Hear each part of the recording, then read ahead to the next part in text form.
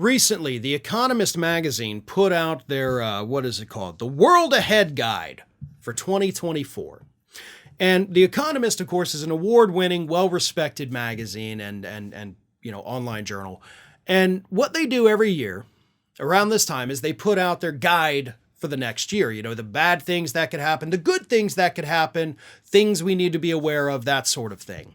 And in their 2024 guide, they say that there is no bigger threat to the entire planet, than Donald Trump. Let me read you this. A second Trump term would be a watershed in a way the first was not. Victory would confirm his most destructive instincts about power. His plans would encounter less resistance, and because America will have voted him in while knowing the worst, its moral authority would decline. The election will be decided by tens of thousands of voters in just a handful of states. In 2024, the fate of the world will depend on their ballots. The most important positions in government, the article says, Trump would pack with his MAGA Republicans. You know, the 54,000 loyalists that the Heritage Foundation is currently interviewing with the help of other Republican organizations.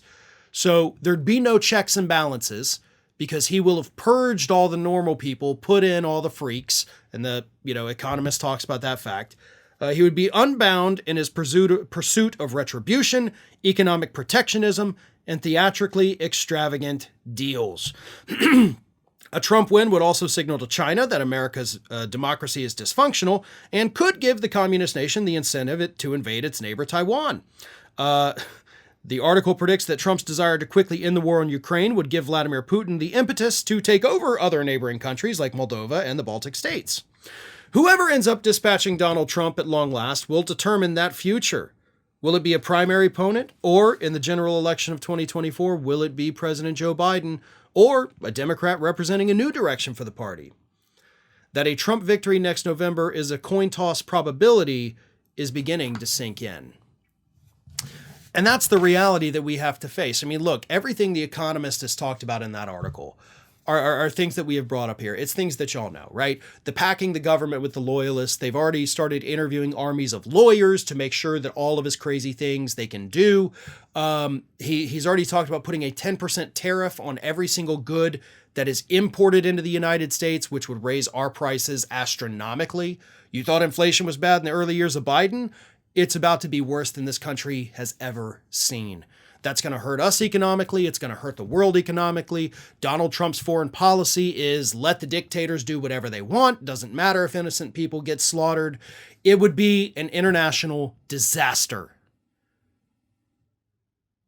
And the scariest part is that article's right. There's going to be a few tens of thousands of people in just a handful of states that are going to make the decision. That's it. That's the worst part. Because we've seen American people make very stupid, horrible decisions. And it's a coin toss at this point. And that is horrific. Because people might say, oh, I'm mad at Biden for doing this. Oh, I don't like that he didn't do this. I get it. I haven't been thrilled with everything either. But y'all got to wake up and look at what's on the other side. Because I'm assuming, by the way, most of those people that are like, oh, I just can't do Biden anymore. Y'all are the people that have got nothing to lose, right? Probably straight, white, mostly male. Yeah, you're not being persecuted by the Republicans, are you? So what do you care, right?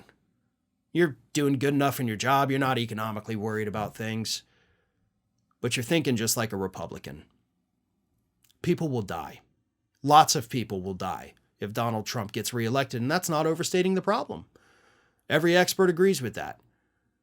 So if you're okay with having that blood on your hands, then go ahead. Do your little protest vote. But if you actually give a damn about other people besides yourself in this country, maybe swallow your pride and do the right thing. Ring of Fire has fresh content 7 days a week, so if you want to be reminded about it, don't forget to subscribe to the channel, hit the little bell to be notified every time a new video goes up.